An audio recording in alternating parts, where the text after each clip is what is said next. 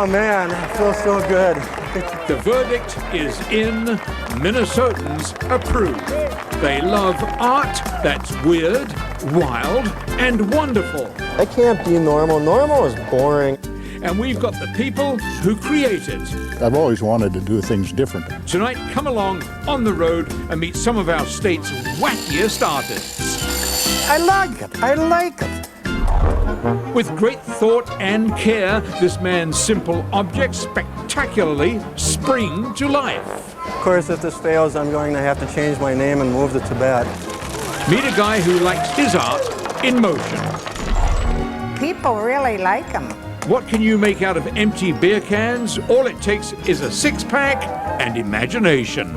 I'm still on my first million. Plus, we'll take you inside the one and only House of Balls. I'm Jason Davis. Get ready to see some of Minnesota's weird and wonderful art. Woohoo! When we go on the road, there's a place I want to see. When we go on the road, why don't you come with me? Take a little ride, get a little windshield time. When we go on the road. Coffee cups suspended in air, a gigantic foot, and the toughest rhino you've ever seen.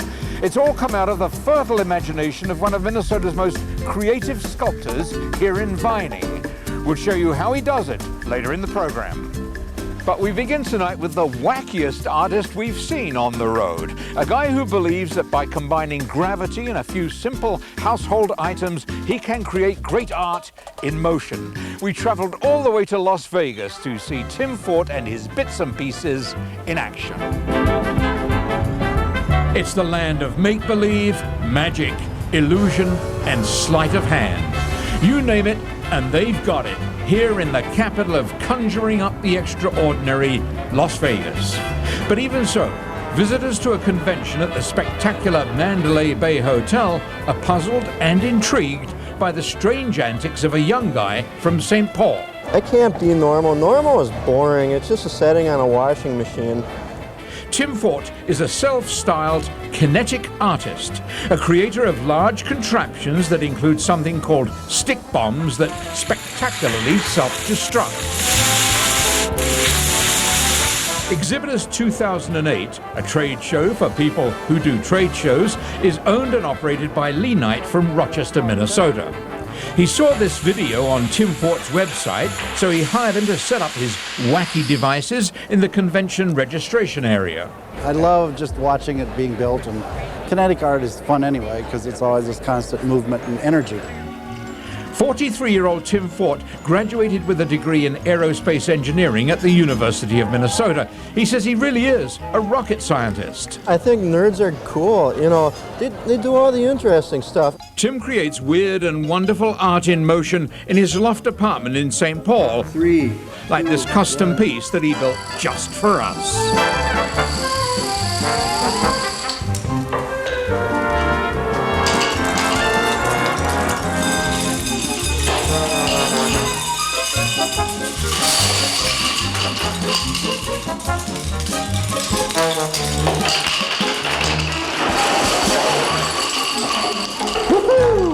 I'm a weirdo with strange interests, I guess. In fact, Tim's interest is so strange that he claims to be the world's leading practitioner of kinetic art. The multi-cell bombs, you know, the continuous ones that just go on and on, those are pretty much my invention. It's such a basic concept, almost as basic as domino tumbling, but no one else has thought of it. Well, no one has thought of it on such a grand scale. Tim spends many hours carefully assembling a chain of objects that include hundreds of popsicle sticks, beads, wooden rulers, plastic cups and tubes, tongue depressors, and even tinker toys.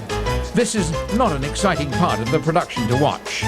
Everything is linked, and the only thing holding it all together is that they're all connected. One false move, and the whole thing could go off prematurely. All it takes is a bump, or, you know, some prankster, you know, flinging a piece of paper, or a cockroach, or a gust of wind. It's taken more than half a day to put together, and as performance time gets closer, the crowd begins to gather to watch this collection of inanimate objects come to life. I always get nervous before one of these. For Tim Ford, this is the toughest moment of all.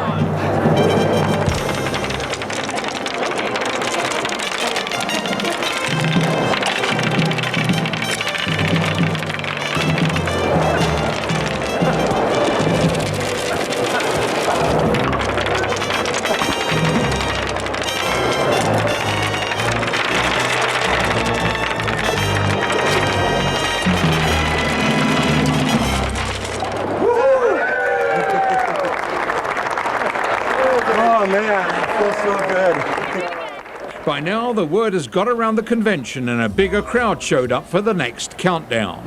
We're going to knock them all down. Everybody gather around.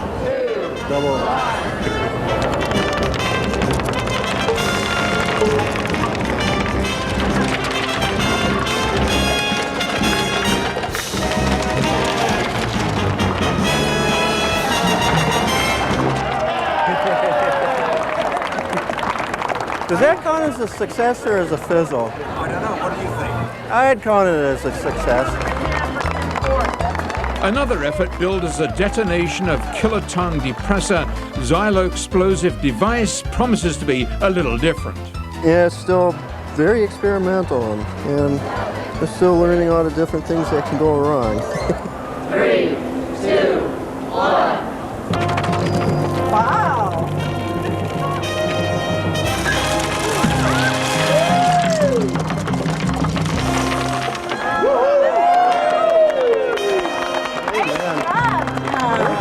Good job. Wonderful. Oh man. People make art out of the simplest things. Newspaper, small pieces of wood, and beer cans. Well, I tell you, you can't beat it. Meet the guy who's plainly obsessed coming up. He's not afraid to make a big deal out of ordinary things. We'll show you what this eclectic sculptor is creating now. You're famous as a metal guy. But the early years I worked all wood. And see why one woman likes to tear up her newspaper every day. Welcome back to this on-the-road look at some of the most unusual art in Minnesota. Metal is the material of choice for these wacky and wonderful sculptures in vining. This is steel on a grand scale. To produce something like this, you need heavy equipment and cutting torches. But we found another Minnesotan who needs nothing more than empty cans to produce extraordinary toys. The modest house on the east end of St. Joseph, Minnesota is a lot younger than its occupants. 83-year-old Bill Lowell and his wife of 55 years, Dolores. The couple were both born and bred in this little community and have been together since Bill, who was a paratrooper, came home from Korea in the late 50s. They worked locally all their lives and have now come to an arrangement that keeps them happy in their retirement. 55 years. Yeah. What do you attribute that to? We fight every day. It's a constant battle. Closer to the truth is that Bill spends most of his time sitting in the garage making airplanes out of beer and soft drink cans. Every day? Yeah. 7 days a week? Yeah. Really? Yeah. All the time, I mean, unless there's something else going on. Jason, what in the world would I do? He's been making them for more than 25 years, and the end product is an amazing feat of original engineering. His odd art encourages friends like Bud Reba to swing by with their empty cans. Hi, Bill. Got some cans for you. Bill is a very friendly guy and welcomes visitors. There's even a sign on his door saying so. In fact, when he was in the service, his sociability was legendary. There has been people that said my wife married the biggest drunk in St. Joe. When he came home, well, then he had to shape up or else. Did you tell him that? Oh, yes. Dolores' warning and his ill health finally put an end to Bill's drinking, and the only cans he handles these days are empty ones, except the one daily glass of non-alcoholic beer the doctors let him drink. Also makes a nice airplane. Yeah.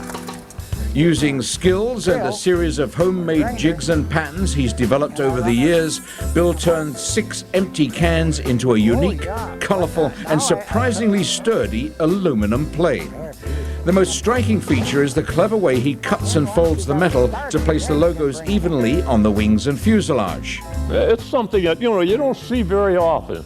It's something different. Bill estimates that it takes about 3 hours to finish each plane, and he definitely doesn't do it for the money.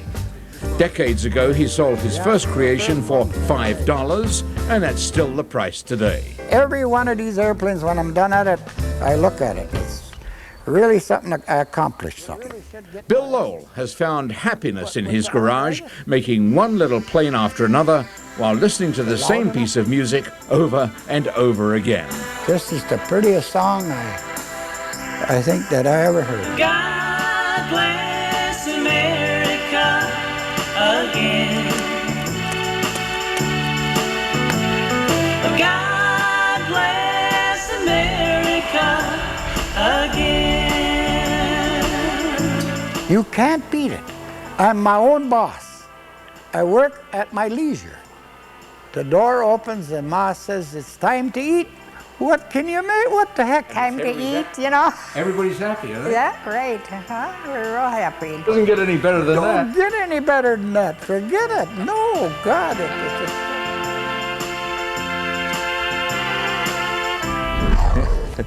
The man that created these whimsical structures is happy in his work too. In fact, it's Ken Nyberg's background in heavy construction that led to his full-time hobby. But when we recently went to visit this metal manipulator, we found that he's making a switch to wood. For a couple who get married. 25 years ago, Ken Nyberg of Vining, Minnesota, decided to weld a pile of scrap metal together to make this crude family tree to celebrate a local couple's wedding. You couldn't have known then that that was going to make you kind of famous. I had no clue. Today, the main claim to fame for this tiny community is Nyberg Park, a public collection of Ken's weird and wonderful imaginings.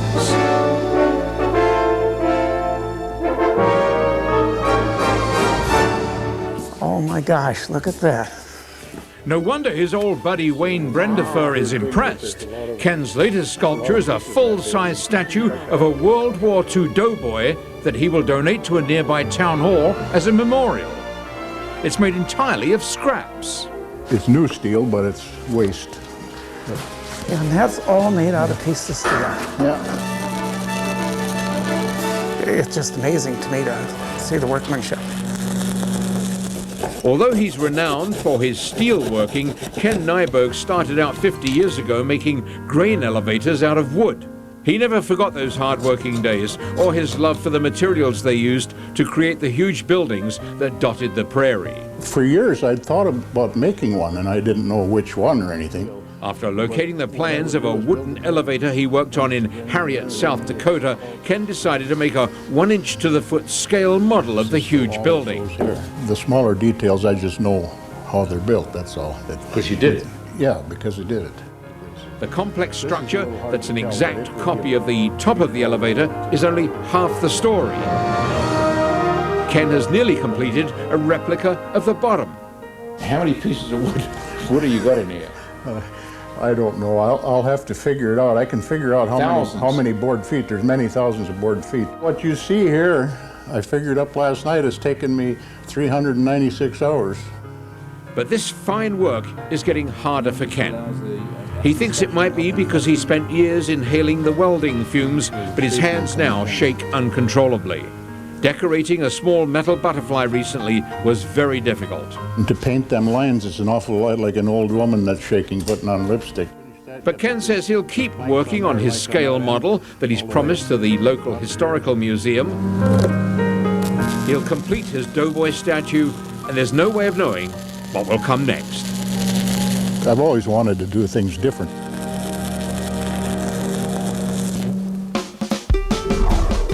Step into this local gallery and enter a world of the unexpected. Some days it's really confusing.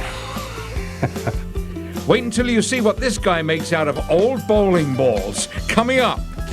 can't wait to see what they're going to turn into. And this self-taught artist is always ready to laugh along with her colourful clowns. Our Toad Hitch has an eye for art. If you spot him tonight, let us know at kstp.com and you may be eligible for an on-the-road souvenir.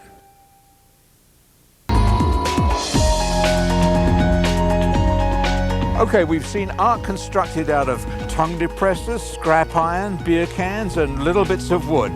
Now we meet a guy who creates wacky works out of just about